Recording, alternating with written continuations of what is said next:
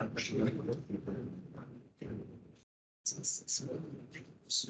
on va lever de moment de réflexion.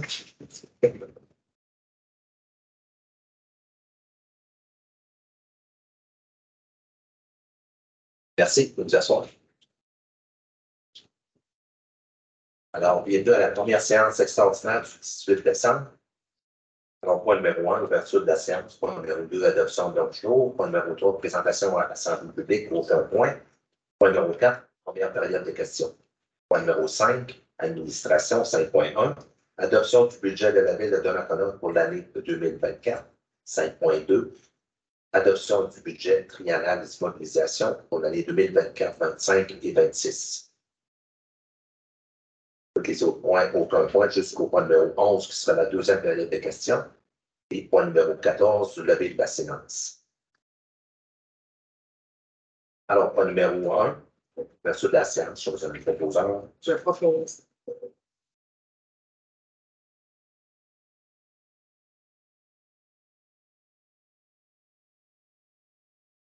Point numéro 2, adoption de l'ordre du jour. Je propose.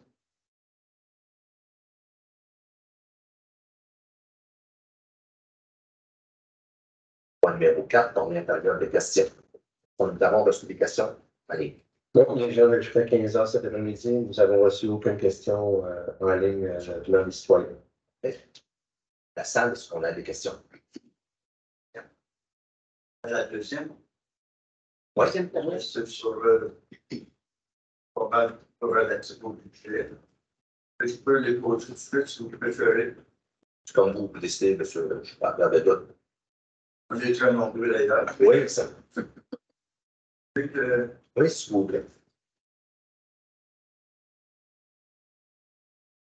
Avec à votre place, vous pourrez passer à des taxes de 25%, 60 plein de 300.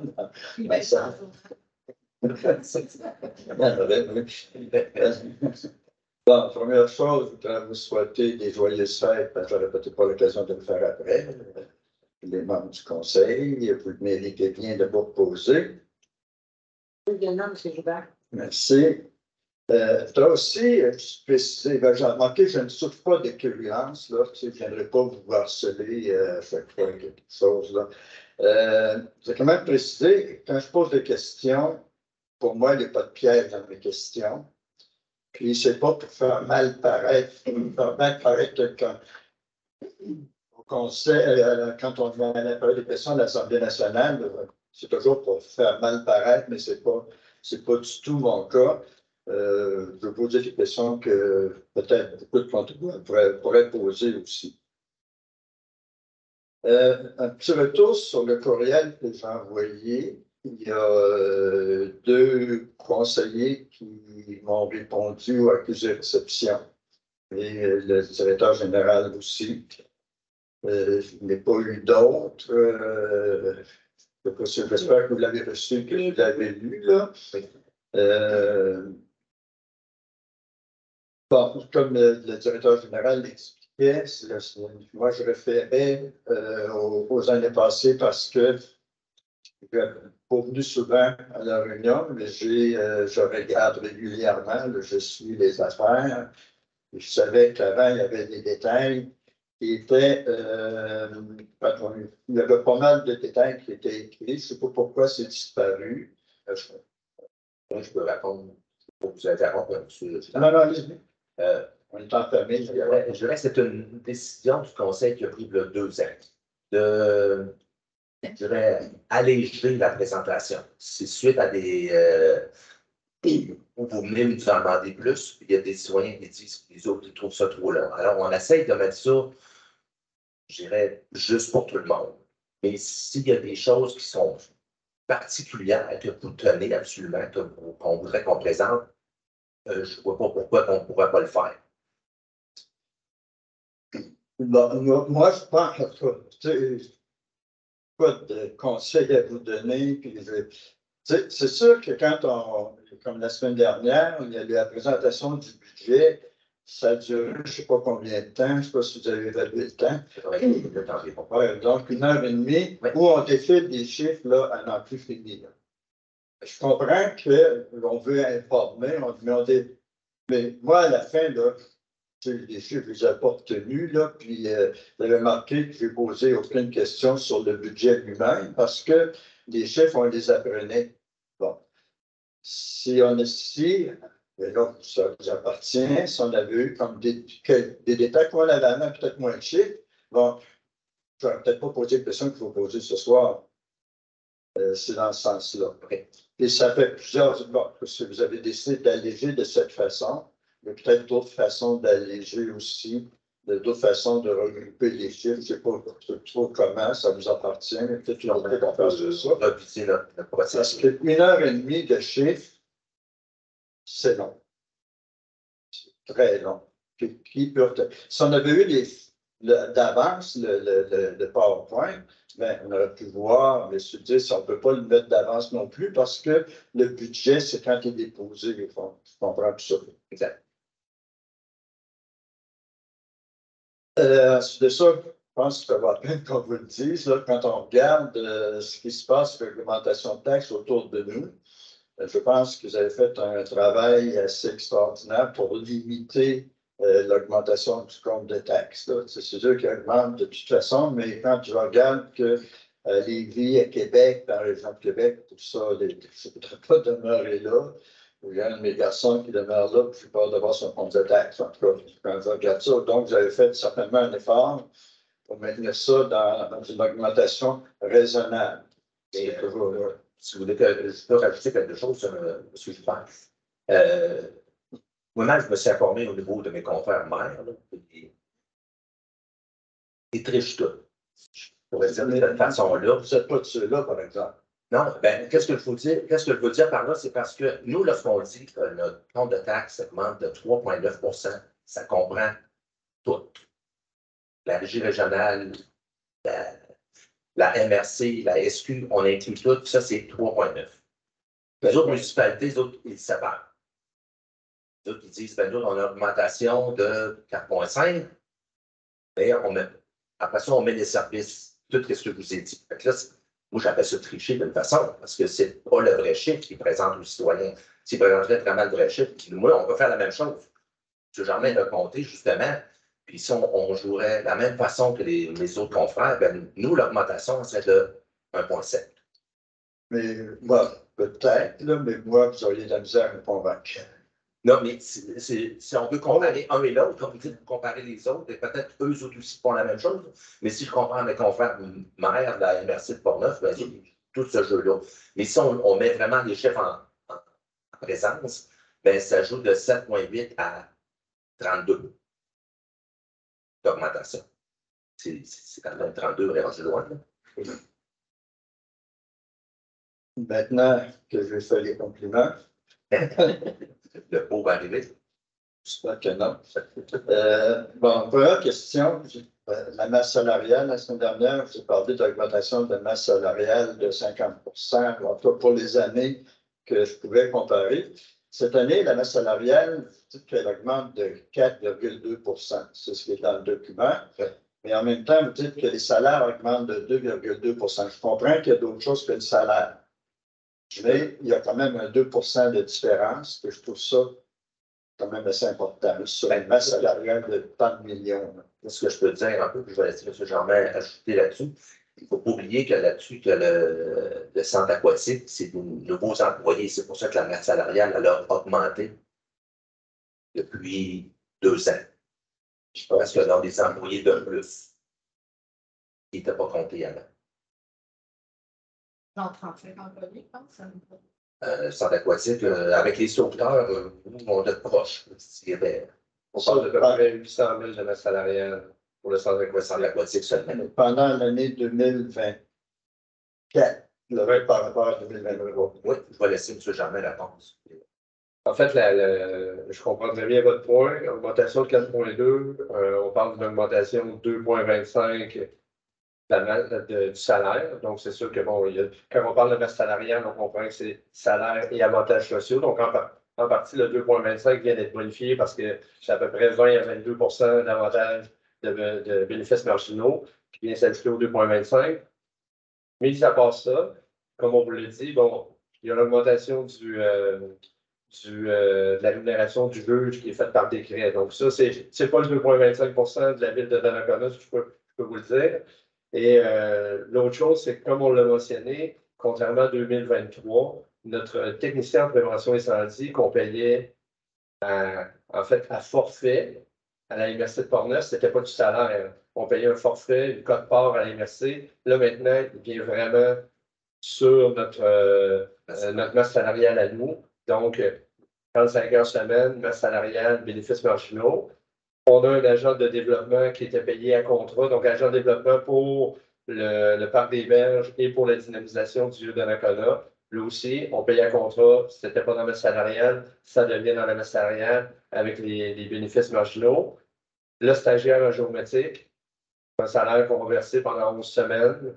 Un stagiaire qui va venir ici du mois de mai au mois d'août à peu près. Donc, tous ces éléments-là font en sorte qu'on est pas mal autour du 4,2 %. Ouais, je ne doute pas. Mais il y a une autre chose aussi qu'il faut quand même tenir compte. Dans la grosseur de ville qu'on est, il arrive des années où on a des employés qui sont en arrêt de travail pour une longue partie, qui ne sont pas remplacés, qui sont en maladie, en arrêt de travail. L'année d'après, qu'ils nous reviennent avec dans leur échelle salariale où ils sont situés avec plusieurs années d'expérience. Donc, une année où on n'aime jamais, puis je ne veux pas parler d'économie quand on a des gens en arrêt, mais des fois, ça a un impact d'une année à une autre aussi. Là. Bon, tu n'as pas une discussion, parce qu'on n'en finirait pas là, sur ça. Mais vous savez combien d'employés? Total, je dirais qu'on a, mis à part les pompiers, Ouais. on a 34 pompiers à peu près, mais là-dessus, en 2024, on a 2 pompiers qui sont vraiment sur la masse salariale, notre directeur, notre technicien de prévention incendie. Et je dirais que des employés permanents, temps plein, temps partiel, on est autour entre 55 et 60 à peu près. Et là-dedans, je n'inclus pas les moniteurs 40 jours, les sauveteurs, les moniteurs, les surveillants. Donc, tout ça se rajoute là. Sur le rapport de 2022, c'est le dernier que vous avez eu, là, le bilan, il y avait en tout cas 107 employés, mais si on enlève les pompiers, il y avait comme 75 employés, je pense que c'était l'équivalent. Des équivalents temps plein. 115, là, vous me parlez de 50, 55. Je dirais entre 55 et 60, mais ça, c'est des employés purs. Là. Oui. Si on fait l'équivalent temps plein, puis qu'on compte toutes les 15 heures, les 10 heures semaine pour les sauveteurs, on doit être dans ces eaux-là. Là. Parce que dans les statistiques, souvent, ce qu'ils nous demandent de faire, c'est de prendre toutes les 5-8 heures de sauveteur, exemple, puis faire un équivalent temps plein, un ETC qu'ils appellent. Ouais. Donc, ils rassemblent toutes les heures pour en faire un 35 heures. Donc, il peut y avoir 5 personnes pour un poste. Mais, en tout cas, vous devez suivre ça, combien vous avez d'employés, Absolument. en tout cas, peu importe. Oui, oui. Dans le rapport, il parlait de 115, 115. Oui. Est-ce qu'il y a des nouvelles embauches en 2024?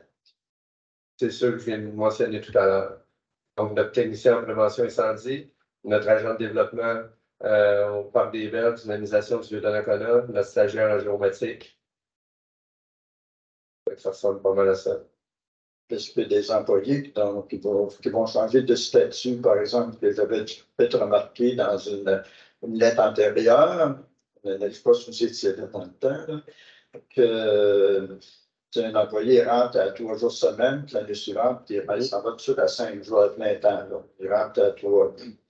C'est une stratégie, ça, faire entrer du monde.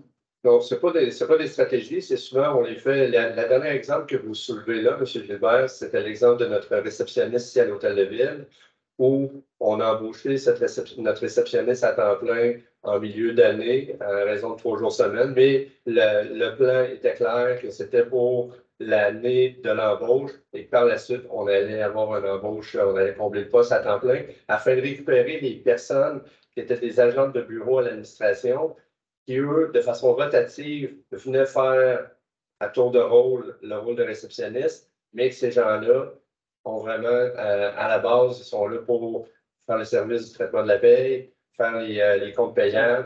Donc, mais là, on en avait besoin de plus que, exemple, 3 jours et demi Donc, on récupérait ces personnes-là pour vraiment avoir quelqu'un, vraiment une réceptionniste. Et c'est ce qu'on a, une réceptionniste. Et ça, c'est la dernière situation, à mon souvenir, où il y a quelqu'un qui est embauché à raison de 3 jours semaine, une année, pour que l'année suivante, elle est embauchée à 5 jours semaine. Mais c'était déjà dans les cartons dès le départ. C'est sûr que vous faites bien les choses. Là. Oui, non, mais c'est pas en question, tout simplement. Je conseille de rencontrer notre réceptionniste. Vous allez voir que on a beaucoup de félicitations pour Jamie, justement. La façon d'accueillir. Oui, vraiment, la façon dont on l'accueillit, c'est Paye vraiment. mes taxes par Internet. Fait que... Oui, Je vais rire là-dessus. C'est certain que chaque fois qu'un employé part à la retraite, il y a peut-être 5 semaines jumelées avec mon remplaçant. Et que ça fait 2, ça lève en route, ça remonte. Oui, c'est un bon point. Un bon point. On a eu cette année. Parlant de départ, j'ai vu qu'il y avait beaucoup de félicitations pour des gens qui partaient à la retraite. Est-ce que de façon systématique, vous remplacez? Je dirais qu'on fait toujours une évaluation, ça dépend des postes, mais dans les postes 2023, des gens qui sont partis à la retraite, je pense entre autres à notre directeur du service des loisirs, oui, on l'a remplacé. Notre trésorière, oui, on l'a remplacé. Notre agent de bureau à l'urbanisme, oui, on l'a remplacé. Et notre, ce qu'on appelle une responsable de bar, en fait, c'est elle qui gère tous les inventaires de l'ensemble de nos endroits où on accueille les citoyens lors des nombreuses locations. Au Centre Alliance de Navy, à la Maison de la Culture Georges-Hébert Germain, oui, on l'a remplacé également. Là. Donc, mais je dirais qu'il y a une analyse qui est faite. Il pourrait y arriver des situations où on se dit, bon, ben, non, cette personne-là ne sera pas remplacée, mais je dirais que dans la majorité du temps, c'est des gens qui sont remplacés. Désolé un petit peu de peut-être prendre trop de temps, je ne sais pas. En tout cas, vous savez que engager 10 employés, 10 nouveaux employés, ils vont tous avoir du travail. C'est dans n'importe où.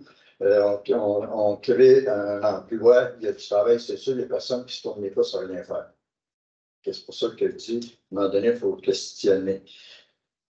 Mais si je peux me permettre, les gens qui sont embauchés ici, ils sont embauchés parce que ça fait 1 année, 2, ça fait plus 2 années, 3 années, 4 années que les gens du département ou la direction de ce service-là se plaignent qu'il y a un surplus de travail, qu'il y a une surcharge de travail. Puis c'est à ce moment-là qu'il y a une évaluation qui est faite pour savoir si on embauche. Mais on n'embauche pas juste pour votre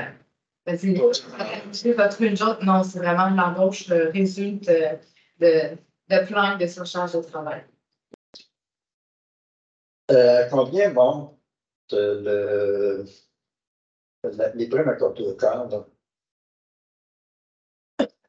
En fait, il n'y a pas de prime accordée aux cadres. Les cadres ont la même augmentation de salaire que les employés. Donc, le 2,25 s'applique à l'ensemble des cadres. La seule chose, c'est que lorsqu'un cadre est embauché, selon le classement qui est fait, donc il y a je vais essayer de résumer ça le plus simple possible. Là. Sur une échelle l'échelle maximale étant à 100 lorsqu'un cadre rentre à l'embauche de la ville, exemple qui est embauché à 88 de l'échelle, parce que c'est une gradation à partir de 80 en raison de 4 par année. Donc, s'il rentre à 88 de l'échelle, l'année d'après, il est à 92, il est à 96, 100 Donc, mais une fois que l'atteinte est arrivée, le 100 est arrivé, c'est l'augmentation qui est accordée pour, en fait, là, pour l'entente 2020-2026, c'est les mêmes pourcentages qui ont été accordés aux employés que les cadres dans la discussion qui a eu lieu avec le Conseil, parce que les cadres ne sont pas conventionnés par une convention collective. Là. Je suis surpris parce que j'avais déjà lu ici qu'il y avait une prime accordée au cadre. C'est peut-être que j'avais mal compris. Et le maire, je me souviens, le maire était intervenu, je pense, peut-être au niveau du courrier, en disant qu'on avait de bonnes relations avec nos cadres et qu'on voulait les entretenir. Donc, il y avait été question. J'avais vu passer, en tout cas, il y avait eu une prime accordée au cadre. Il y en a peut-être pas. C'est un bonus. Ouais, mais ça, mettons bonus, si vous voulez. Ouais. Mais ça fait très longtemps. Il n'y en a plus. Okay. La seule chose qui peut peut-être avoir déjà été faite, c'est des primes, sans dire des primes de départ, mais lorsque les gens quittent, ils ont un montant qui est paramétré. Là. Donc, mais ce n'est pas une prime au rendement, c'est pas. Il n'y a pas de rencontre qui est faite, puis il y a un 5 de plus, l'autre 2, l'autre, il n'y en a pas. Il n'y en a pas. C'est Je vois, c'est probablement passer ça quelque part. Là. Et ça m'avait frappé. À combien monte le surplus consolidé de la ville?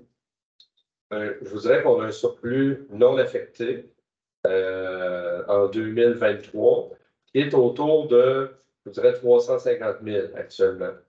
Là où, justement, on répondait à une question, je ne sais pas si c'était la vôtre la semaine dernière. On connaît nos prévisions budgétaires, là, on est en date du 18 décembre quand même, donc on suit nos choses. On va terminer l'année, je vous dirais, avec un surplus potentiellement d'environ 800 000. Là. Donc, avec des ventes de terrain qui n'avaient pas été prévues en début d'année, avec des permis de construction, entre autres le gros permis dans le parc industriel, qui nous ont apporté uniquement pour le permis. Là, on ne parle pas de revenu de taxe, on est uniquement pour le permis. C'était des choses qui n'avaient pas été évaluées au départ parce qu'on ne savait pas si le permis allait être émis en 2023. Et donc, on va terminer l'année, je vous dirais, à peu près 1 100 000 à peu près en termes de surplus non affecté.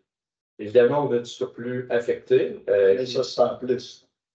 Mais le surplus affecté, en fait, comme je vous le dis, c'est, vous allez voir lors de la deuxième séance extraordinaire ce soir, on a un virement qui est fait pour des projets qui ont été entamés, mais qui n'ont pas été terminés. Donc, ils vont faire en sorte que notre surplus de l'année 2023 va être un petit peu plus haut, mais on va venir le puiser dans le surplus non affecté en 2024 parce qu'ils vont se terminer en 2024. Là. Ouais, mais le surplus réel là, de la ville, le surplus que vous auriez pu utiliser pour baisser les taxes encore plus, là, ça que 380 000, comme je vous l'ai dit. Lui, là, c'est non affecté, c'est une marge de manœuvre.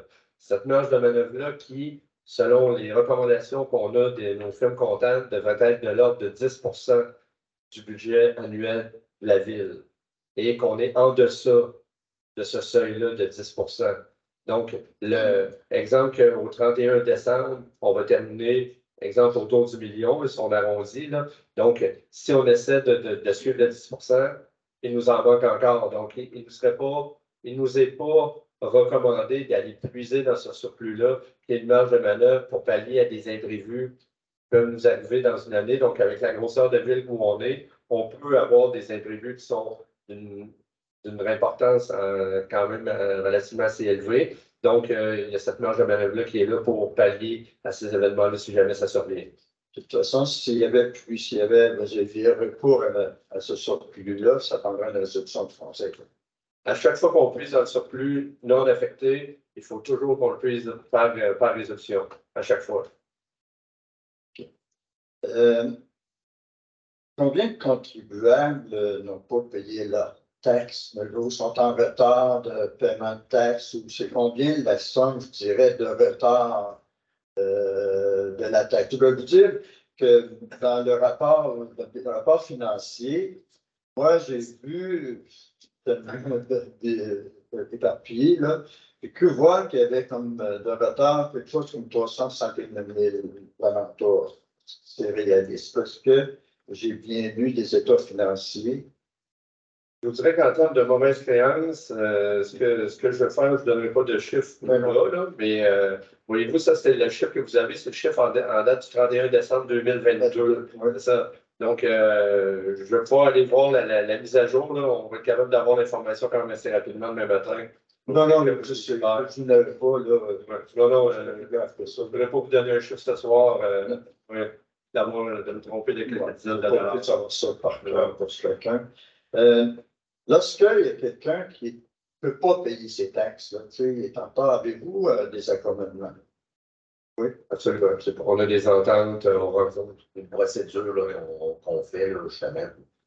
On a un délai de prescription à respecter, donc il faut entamer notre recours à l'intérieur d'un certain délai. Mais avant, dès qu'on dépose notre recours en cours municipal, ça va geler le délai. Donc, c'est sûr que, mais en général, il y a beaucoup un employé qui fait ça ici, là, puis il y a beaucoup d'ententes de paiement qui sont prises, puis il y a différentes modalités. Mais à un moment donné, comme je vous dis, on a un délai à respecter. Parce que c'est 3 ans. C'est le délai de prescription standard. On va perdre ma maison encore. Mais je dois terminer mon recours avant la fin pour juger le délai. C'est sûr qu'à un moment donné, si la personne ne respecte pas ses ententes, mais en général, il y a des possibilités d'avoir une entente. Mais ça peut aller jusqu'à la fin, jusqu'à saisie pour taxe. Alors, ça peut se rendre jusque-là. Là. On l'a vu aussi. C'est assez rare. Il me reste quelques questions sur le PTI. Il reste 10 minutes en bas. OK, bon. C'est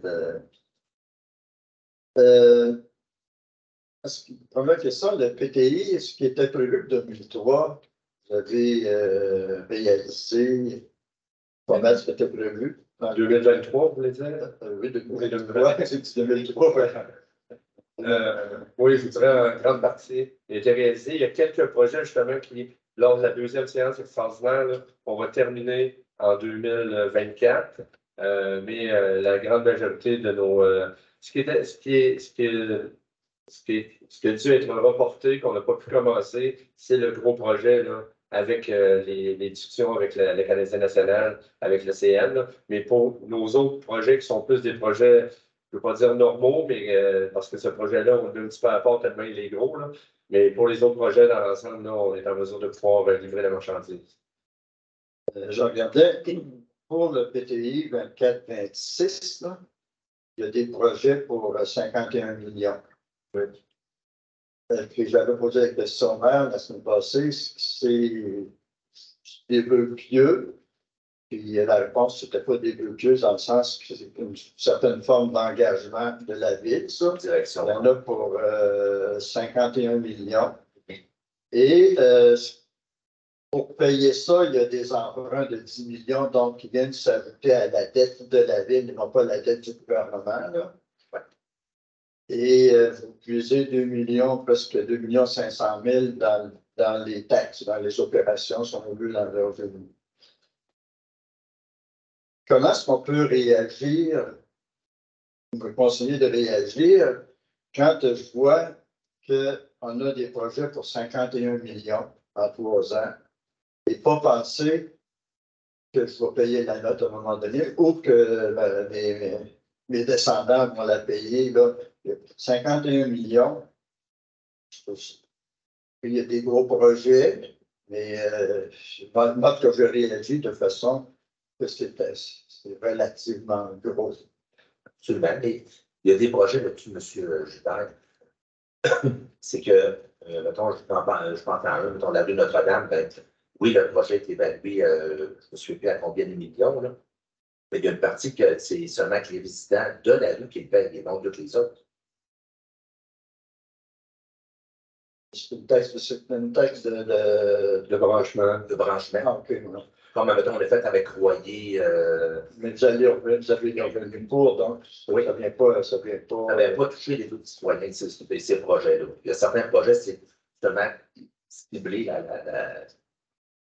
la rue, ou le secteur plutôt, mais ce n'est pas étendu à la grandeur. Comme je fais un commentaire, une réaction quand je regarde ça, là, c'est super qu'il faut avoir des gros chiffres de même. Mon budget n'est pas beaucoup plus limité. Et dans ce montant-là, il y a également des financements qui arrivent des gouvernements. Voilà, et que ce n'est pas dans ces ordres-là. Donc, oui, dans le 51 millions de projets, le point est excellent. Il y a 38 millions d'aides financières, c'est 75% de ce 51 millions-là qui est subventionné. Donc, c'est des projets, il y a des projets là-dedans qui sont conditionnels à l'obtention d'aide financière. Donc, si l'aide financière n'est pas là, le projet ne se réalise pas. D'accord avec madame, c'est parce que quand il y a l'emprunt lui-même, l'emprunt de 10 millions, ça, c'est ce qui est non subventionné. Là. Il y a 51 millions de projets, puis nous empruntons pour 10 millions 100 000 donc ça exclut la partie remboursable du gouvernement. Mais madame a raison, c'est là-dedans, bien sûr. Et il y a également aussi, le Conseil, on a adopté une politique, je ne me rappelle pas c'est quoi le nom, mais pour limiter le taux d'endettement de la ville. On a un nombre de points à ne pas dépasser. Puis on le suit, là. Oui, On fait très attention, mais on a voté une politique pour ça, justement, pour protéger les générations futures. Parce que ce qu'on fait là, concrètement, là, et, souvent on va l'expliquer de cette façon-là. À chaque année, on a un budget visé en immobilisation. Ce budget-là, qui existe depuis toujours, c'est une cible à chaque année qui représente un peu l'effort qu'on demande aux citoyens. Et ce budget-là, il est suivi, il augmente à peu près de 1,5-2 % par année. Et ce budget-là est composé de deux choses. Il est composé des frais de financement des projets et il est composé de la partie qu'on va imputer au budget des opérations. Donc, oui, il y a des années, puis la semaine passée, un autre citoyen me posait la question, c'est l'année où il y a le plus bas taux d'investissement, de transfert, ce qu'on appelle le transfert d'activité financière depuis les 15 dernières années. Puis en effet, c'est vrai. C'est le 650 500 $ en 2024 qu'on prend du budget d'immobilisation pour imputer dans le budget des opérations. C'est le petit montant depuis longtemps. Mais c'est que la cible, on suit toujours notre cible du bas. Donc, si on a plus de financement, ben on transfère moins de projets en activité financière. Et à un moment donné, cette courbe-là se rétablit parce que justement, les frais financiers, il y en a que, bon, oui, là, on est dans une phase où on en a quand même un bon nombre, mais ça fait qu'on diminue le montant annuellement qu'on vient payer de par les opérations. Et c'est là que c'est un peu un chien de garde pour les citoyens.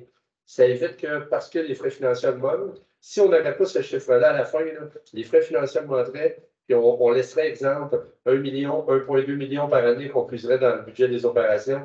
Là c'est vrai qu'on ne serait pas les chiens de garde des citoyens, là, si on agirait de cette façon-là, ce qui n'est pas le cas.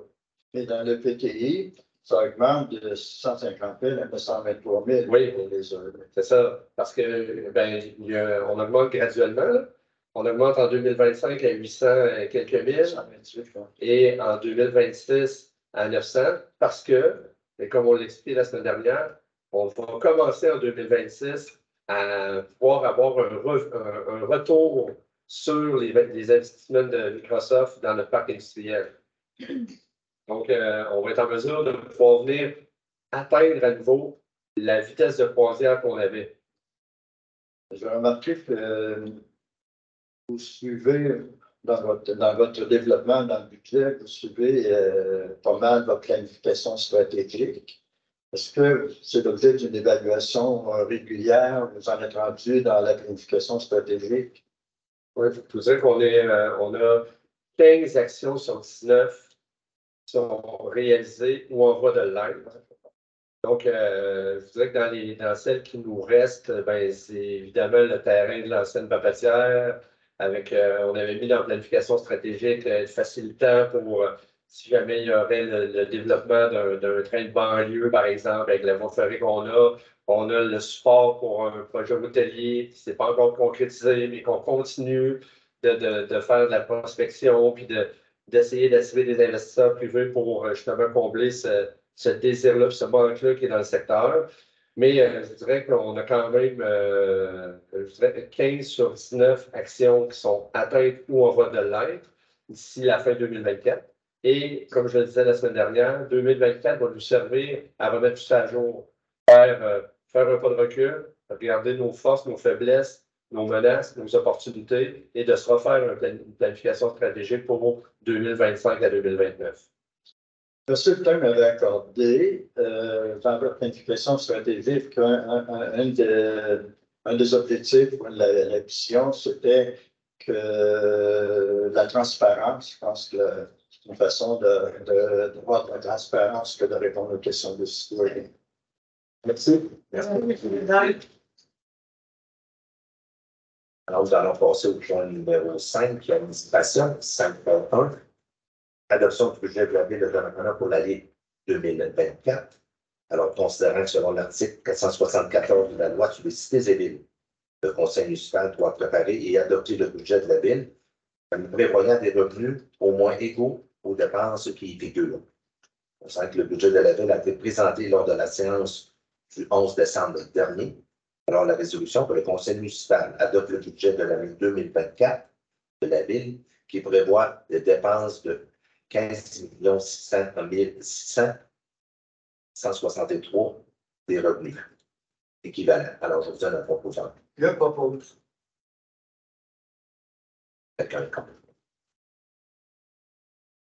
Alors, 5.2, adoption du budget triennal des immobilisations pour les années 24, 25 et 26. Alors, considérant que selon l'article 473 de la loi sur les cités et villes, le conseil municipal doit adopter le programme des immobilisations de la municipalité pour les 3 années financières subséquentes.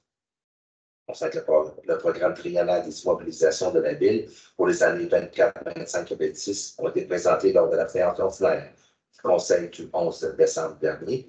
Alors, la résolution que le conseil municipal adopte le budget triennal de dépenses et en immobilisation pour les années 24, 25 et 26, tel que déposé. Je vous donne un proposant. Je propose. Un qui est contre. Donc, on va directement au numéro 11, qui est la deuxième période des questions. Donc, au numéro 14, levé de la séance, une option d'un proposant. Je propose. Chef. Alors, ceci conclut la première séance extraordinaire. Merci.